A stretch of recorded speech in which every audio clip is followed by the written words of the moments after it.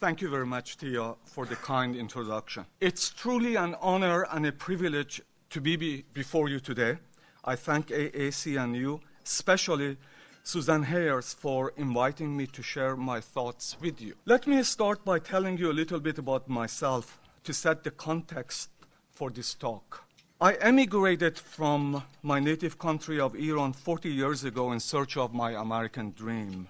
I was raised by compassionate Muslim parents who with no formal education of their own, wished for their only son to achieve the highest level of education possible. Like the many students whom I have served in my community college career, I was the first in my family to attend college. While studying in Iran during the last Shah's regime, I was a political dissident and jailed for possessing banned books and political prisoners' statements of defense.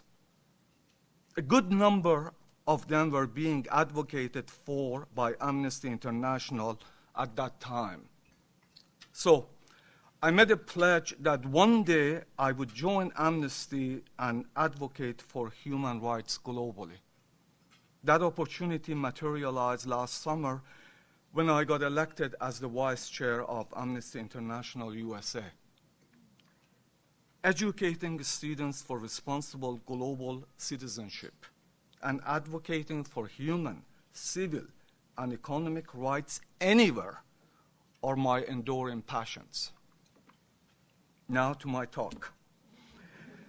All of us frequently hear about this imposing notion called globalization.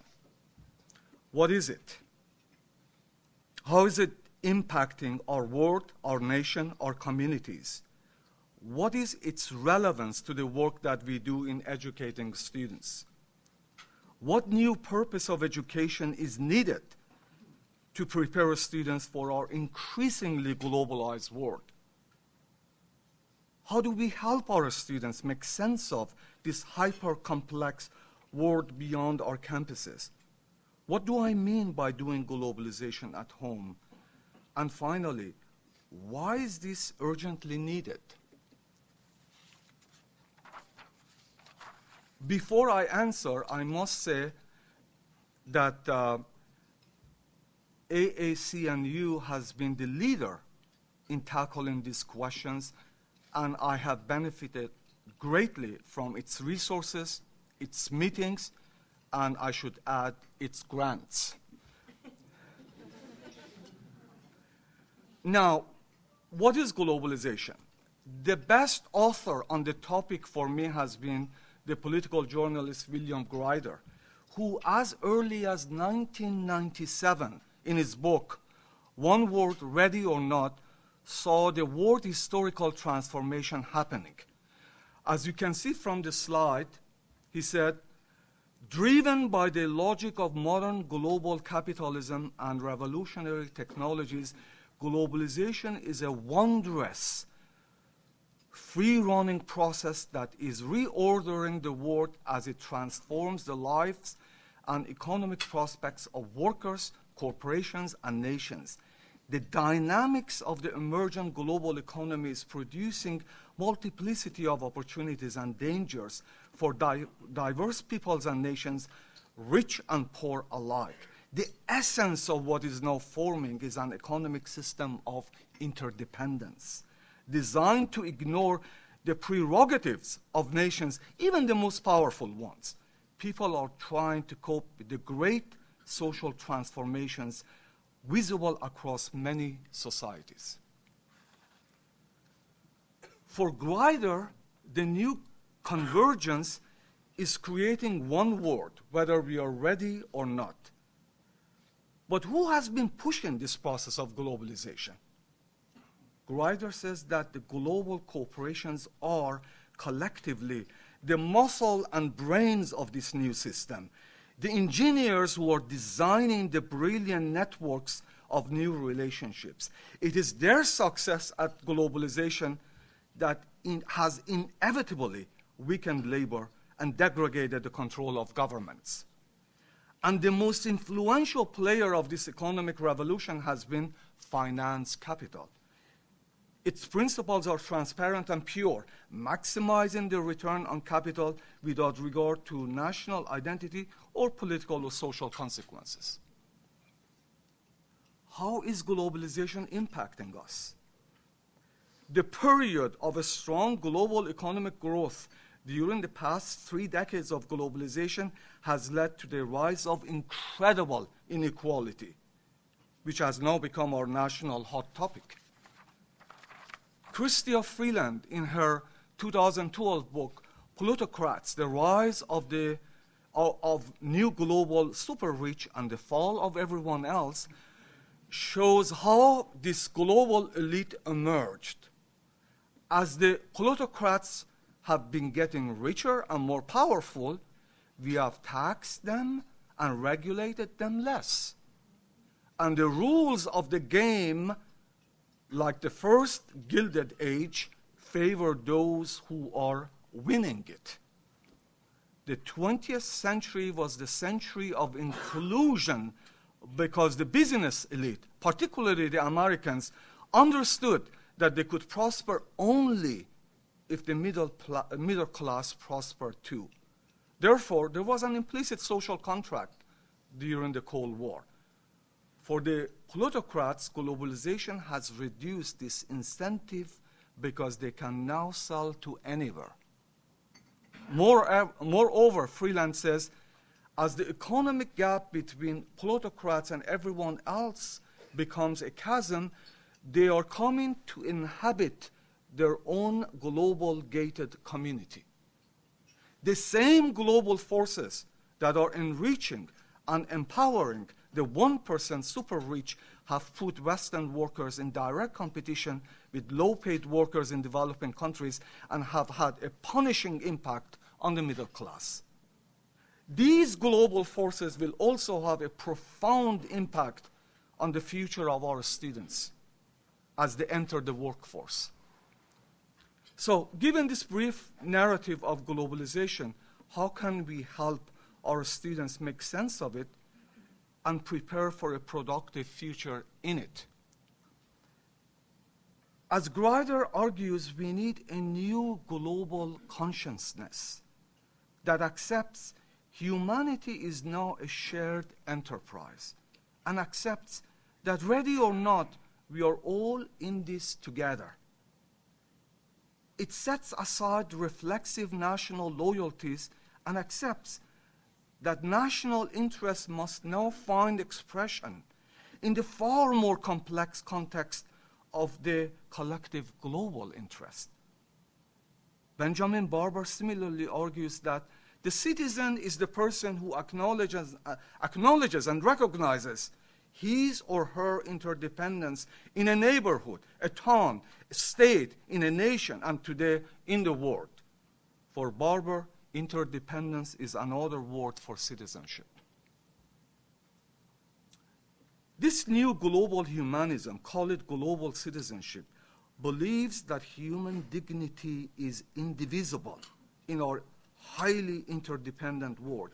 It shares an idea of global social justice that cannot morally accept that nearly 1.2 billion people in the world live on less than $1 a day, and nearly half of the world's population survives on less than $2 a day. Global citizenship means to encounter the human face in globalization, as my friend Jochen Fried of Salzburg seminar has said. So, what kind of education do we need for this global age? Philosopher Martha Nussbaum answers it well.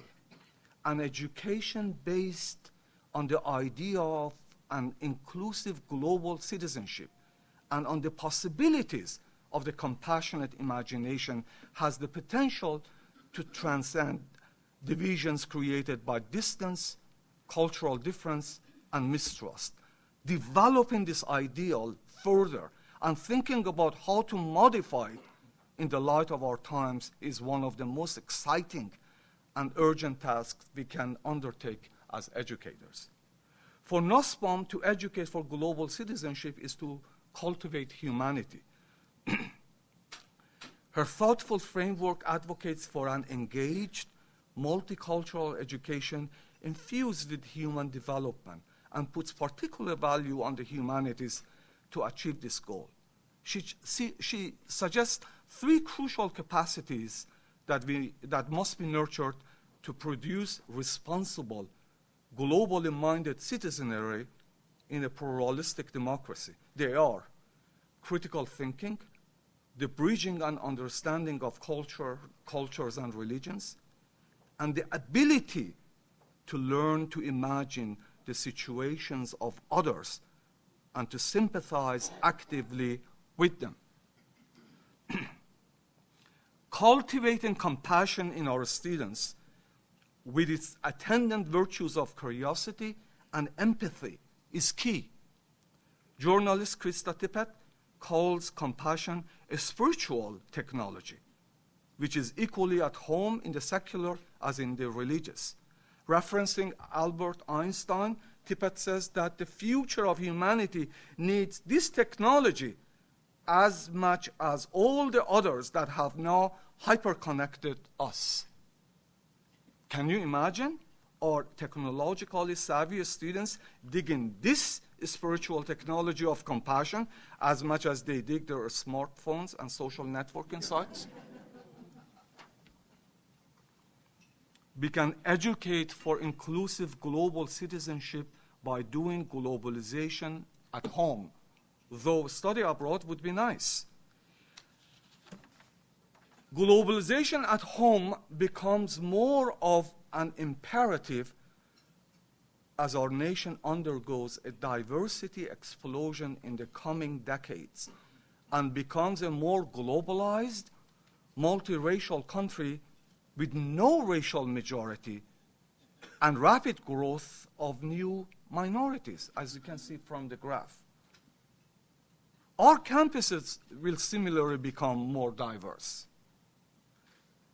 My campus is already very diverse. Situated in Brooklyn, now perhaps the most diverse county in the nation, Kingsborough Community College's 15,000 students come from 142 national backgrounds and speak 73 different languages. This is the International Hall of Flags that we established in 2007 to celebrate this global community that we have at Kingsborough. And this is a poster that welcomes our students in 73 languages. Individual slides of this poster are projected in the International Hall of Flags, constantly.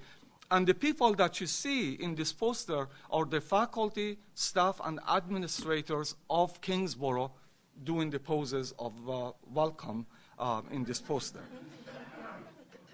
A new major initiative of our new college president at Kingsborough is to take advantage of this incredible diversity, an asset from which we can all benefit through robust intercultural engagement.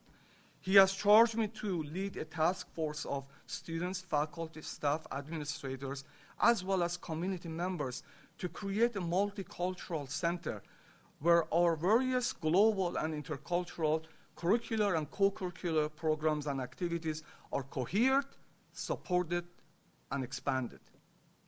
Kingsborough is already guided by the national call for action contained in a crucible moment, which recommended that the strengthening student civic learning and democratic engagement become a core component of college study. Kingsborough is perhaps one of the few colleges nationally that has enacted a civic education requirement for graduation. This new presidential multicultural initiative has reinvigorated our interest to find out how best we can do further globalization at home in our college.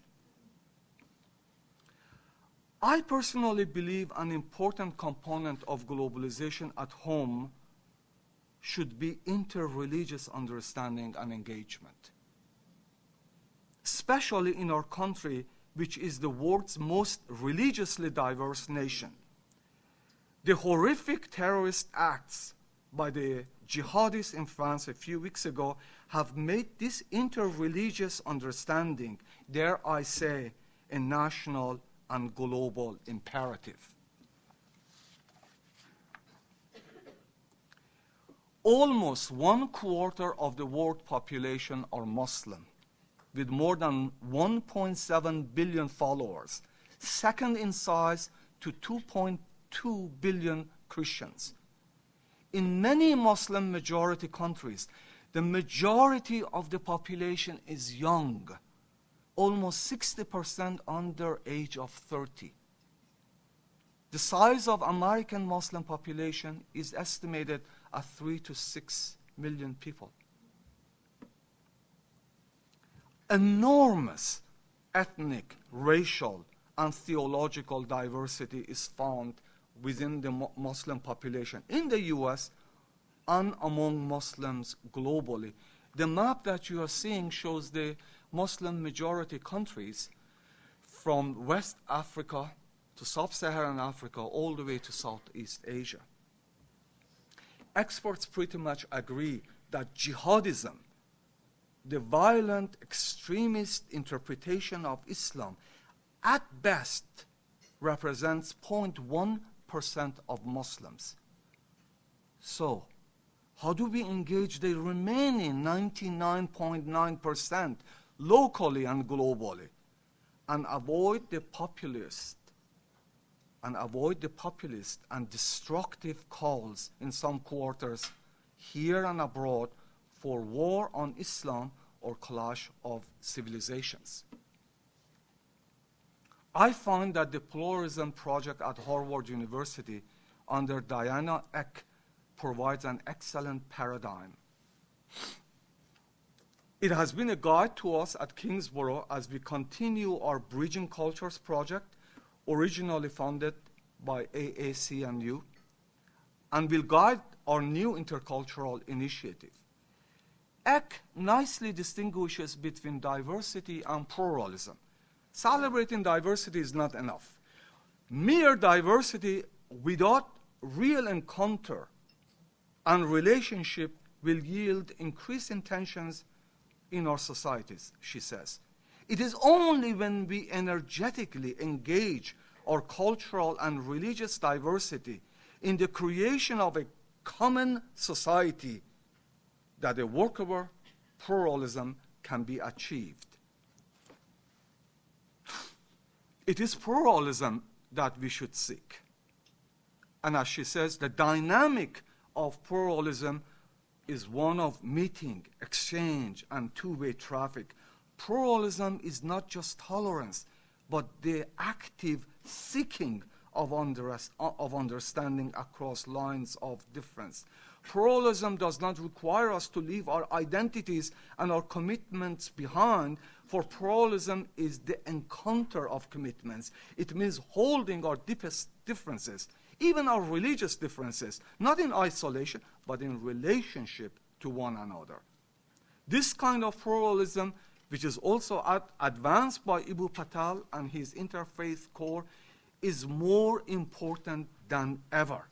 It is, I believe, through compassionate and energetic engagement of Muslims, locally and globally, especially the young majority, rather than exclusion of them as the distrusted other, and seeing our interdependence with them, that we can defeat the violent jihadists with their grotesque and barbaric interpretation of Islam.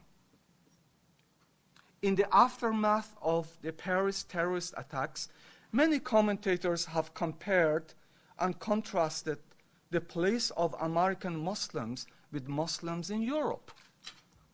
Whereas most European countries seem to have problems with the integration of Muslims in their midst, seemingly resulting in discrimination, marginalization, and alienation, American Muslims are rather well integrated and prospering. On various measures of integration, American Muslims score fairly well, reported The Economist magazine last September. In their history, American Muslims repeatedly and under varying circumstances have related Islam and America to one another successfully, concludes Kambiz Ghania Basiri in his book, A History of Islam in America. Prominent scholar of religion, Reza Aslan, commented on CNN recently that America in fact provides the framework for integration that Europe badly needs. One can argue that this framework of inclusive citizenship of Muslims actually began with our founding fathers, Jefferson in particular. In her book, Thomas Jefferson's Quran, Islam and the Founders, Denise Spelberg talks about Jefferson's purchase of the Holy Book of Islam, Quran, 11 years before he composed the Declaration of Independence. She says that Jefferson could imagine Muslims as future citizens of his new country, even though at that time they were deemed the ultimate outsiders in Western society. In this way, Muslims who were not even known to exist in the colonies became the imaginary outer limit for an unprecedented, uniquely American religious pluralism that would also encompass the actual despised minorities of Jews and Catholics. The rancorous public dispute concerning the inclusion of Muslims, for which principle Jefferson's political foes would vilify him to the end of his life, thus became decisive in the founders' ultimate judgment not to establish a Protestant nation, as they might well have done. Thus, this founding ideal of inclusive citizenship, this founding ideal of inclusive citizenship for Muslims became the essential historical backdrop for today's national framework of integration that we can rightly be proud of. Poignantly, the same Jefferson two-volume Quran was used by the first American Muslim congressman from Minnesota, Keith Ellison, in 2006 to take his oath of office. But this knowledge of the founding discourse and the ideal of inclusive citizenship that existed at our country's creation is not well known, even though it has had fundamental implications for our present and will have for our future. Nor is the fact that Islam revealed by Prophet Muhammad claims a deep continuity and interrelationship with Judaism and Christianity. All three religions are Abrahamic religions believing in the same God. Middle East and Islam scholars such as Richard Bulliet of Columbia have strongly disagreed that the differences between Islam and Christianity are irreconcilable. They have rejected the politicized dichotomy of Islam versus the West and clash of civilizations. The past and future of the West cannot be fully comprehended without appreciation of the twinned relationship it has had with Islam over some 14 centuries. The same is true of the Islamic world. Bulliet states in his book, The Case for Islamo-Christian Civilization. Given the unifying features of these three divine religions, these scholars have made the case for a Judeo-Christian Islamic tradition or civilization and have urged that we not miss the opportunity to focus on common ground for building a common future and lasting peace together. My take on globalization at home has been very eclectic and focused on this time of conflict as well as opportunity that our world finds itself in after the Paris attacks. I spoke of cultivating a new global consciousness in our students in this highly interdependent age of globalization, and advocated for global social justice, inclusive global citizenship, and compassionate and energetic engagement with the other. This global humanism is not really new, my friends.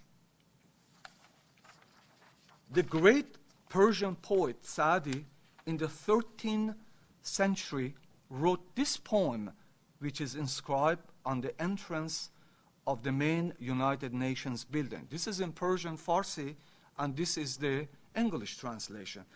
The sons of Adam are limbs of each other, having been created of one essence. When the calamity of time affects one limb, the other limbs cannot remain at rest. If you have no empathy for the troubles of others, you are unworthy to be called by the name of a human. And Dr. Martin Luther King Jr., whose birthday we just celebrated, famously wrote in his 1963 letter from Birmingham jail, "We are caught in an inescapable network of mutuality, tied in a single garment of destiny. Whatever affects one directly affects all indirectly." Today, we need to take advantage of this current, most interdependent moment the world has ever known. We must choose to go global by leveraging the great cultural and religious diversity that we find at home, and to educate our students as successful citizens for the 21st century. Thank you very much for the opportunity you have given me to share my thoughts with you.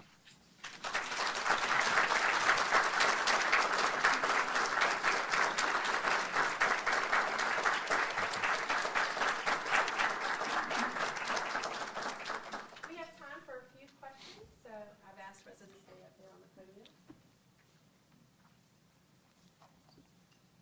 Yes, sir. I know that being a global citizen involves interdependence. And so persons who are going to use globalization for their own, on their own end will say, well, globalization involves interdependence as well. We're doing the same thing that you're doing. How do we guard against that seeping into the conversation, that sort of, that insidious globalization in which identities get pretty much flattened around the world, and say teaching our students there's a new kind of interdependence that we can embrace, and sort of exclude that insidious aspect of it? Excellent question. There has been this trend that globalization has had this kind of flattening impact on world cultures. One of my favorite authors recently said, it really doesn't make sense to leave home because you see all the same malls all over, So what I am arguing for and essentially says those differences that we see culturally, religiously, racially, those are precious. Those are what enrich our life, our world, and there shouldn't be this kind of flattening impact. Even Grider, in his book One World, Ready or Not, doesn't talk about mono-civilization.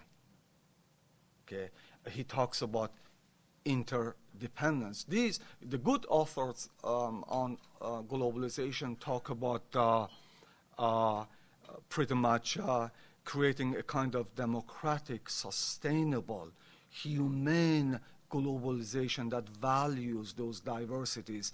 And it is not only global capitalism that rules, that somehow we have to regulate, leash, and essentially, we have to tell our students that they can be agents of change, especially in this democratic system. I came from very repressive environment, as I mentioned earlier. But we have got a democracy here. We can be agents of change. And if you want to reshape globalization in a new direction, action begins here, because we can make a difference here. Thank you, sir. Thank you for such an astute and moving talk. I was really compelled to see the image that you provided that is in the International Hall of Kingsborough, with the icons and the flags, and also with the faculty or staff or student members represented. It seems to me that cultures really pivot on art, design, humanities kinds of work and thinking. And I wondered if you could just speak a little bit to what you're doing at Kingsborough, using those disciplines to manifest this sort of mindset of globalization that you've been talking about. The new initiative we have, so we get a new college president, and he comes and he says, so what are you doing in terms of intercultural engagement? I mean, we are a college that civic engagement is our fundamental identity now. But we have got the silos. We have got 142 national backgrounds, 73 different languages, and we are at in a location on Manhattan Beach, all the way in the bottom of Brooklyn, that you have got incredible resources. You have got the largest surviving population of Holocaust living there. So right there, you have got your, Jewish community members that you can bring in for a dialogue. Sometimes I look out from my office window and I see a Muslim woman with hijab with an Orthodox Jewish woman, talking, and walking on campus. So, some of them, let's say if they are in biology lab together and they have to, work with each other, you see that. And the two that I saw actually were science or nursing students, and they were, studying together. But frequently it doesn't happen. The challenge for us and for globalization at home is, what do you do to facilitate this intercultural engagement, understanding, and the kind of pluralism that we are trying to achieve, that really comes out of that understanding, and then they can say, oh, our cultures have this thing in common. Especially with regard to Islam, there's so much misperception of Islam. Urdu is the second largest language on my campus after English, so you have got a good population of Muslims there. Why not for us try our best to facilitate that engagement? That's my challenge now in this new presidential initiative. And we are looking at everything we can find and what other campuses are doing and what AAC&U has pretty much recommended or published. And so it is a challenge. Thank you. Yes?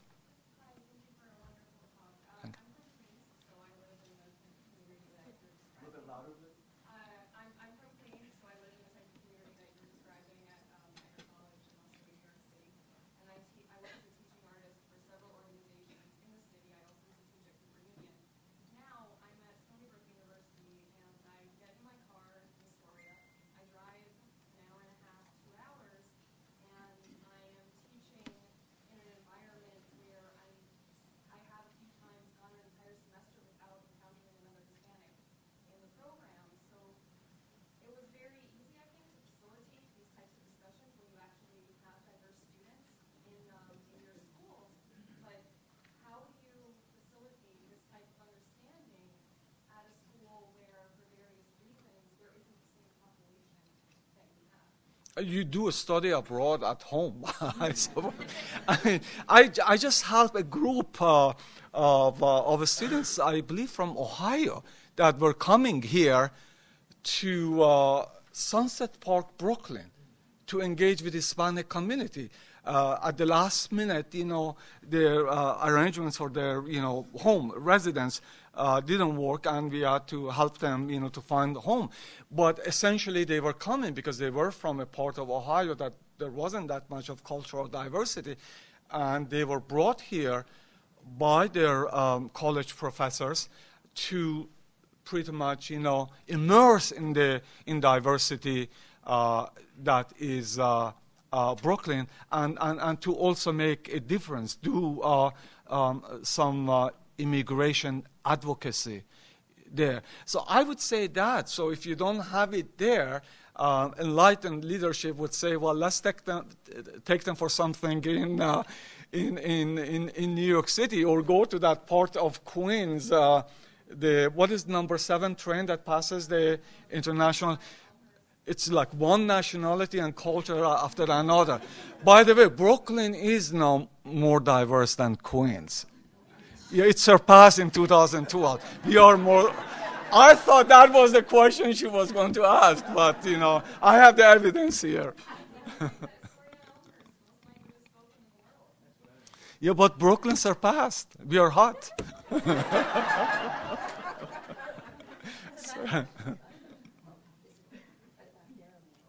I think the gentleman back there, here. And then we go to Rovina for the last one. I'm from USAID, and I was just trying to figure out how, we are looking for opportunities to engage with universities. We have a few that we work with, but I think to address the problem that you're looking at when your university is isolated or your college is isolated, you look for more opportunities for universities to work with other universities overseas and fund kind of relationships, to do these exchanges where you can develop laboratory kind of relationships, you can develop, exchange relationships. I think for that, those are ways that we can. Yeah. My friend, 60% of the Muslim population is young, less than 30 years old. I know intimately my own native country and how these young people want to be engaged with the world. Whatever you do, please have programs from our universities that engage those young people and bring them here, because it will have a transforming impact. Bring them, let them see the society so they are not fed misinformation about America. Please, that I find that incredibly important. And that shouldn't be all of your project, but that should be an important project in this moment. We need it. Well, the program that I work with, I'm the director, that's the one that we fund. Bless you. Bless. The reverse is true, where the American councils will send gap year students to all the Middle Eastern countries and Russia and China for free for a year to study and learn those languages and live with families. It's crucial. It totally transforms perceptions. It's Rovina, you're the last one. I'm so afraid of her question. Thank you. So I wanted to bring it back to your work with Amnesty International. And my question is, in terms of working with Amnesty, have you found ways to bring human rights education or peace education, peace studies into the work that you're doing at Kingsborough? It seems like a perfect fit, since Kingsborough was working on the bridging cultures. We are just beginning to do that. Amnesty International was present in Ferguson. We had a large delegation that was doing research, and we published a publication on Ferguson. So criminal justice, reforming criminal justice, is a main campaign for us. Kingsborough is going to have, I believe in 1 month, is going to have a forum on Ferguson, and Amnesty is coming to as speakers, and we are going to use the report of Amnesty for this purpose.